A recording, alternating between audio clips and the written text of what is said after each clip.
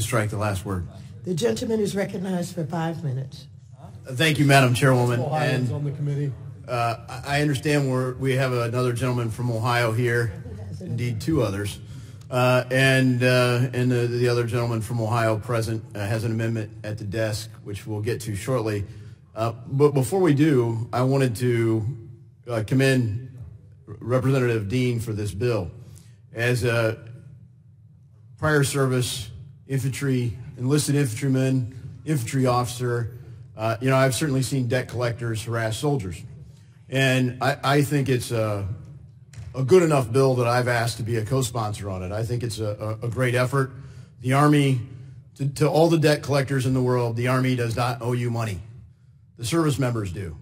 And for people that are concerned about studying the impact on readiness, I don't know, how about the non-commissioned officers and officers leading our Army focus on preparing to fight and win our nation's wars instead of worrying about who's owed what money. As for people that have clearances, people with security clearances are already monitored for creditworthiness. Indeed, it's a qualification to qualify for a clearance, and that's why it's held over people who do have clearances head. Oh, well, if you don't pay this back, we could make sure you don't keep your clearance. And certainly fraudulent borrowing is a concern. All lenders should be concerned about that. But that's supposed to be priced into the rate, right? The rate is two components to an interest rate: time value of money and default risk.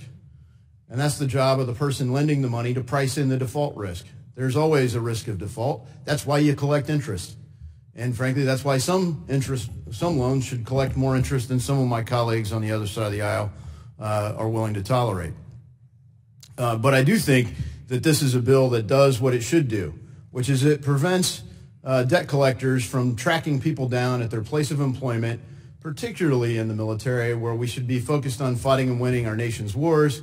When you have service members deployed, there are already supposed to be protections. Often they're shamelessly violated by bad actors, and I think this is a great effort.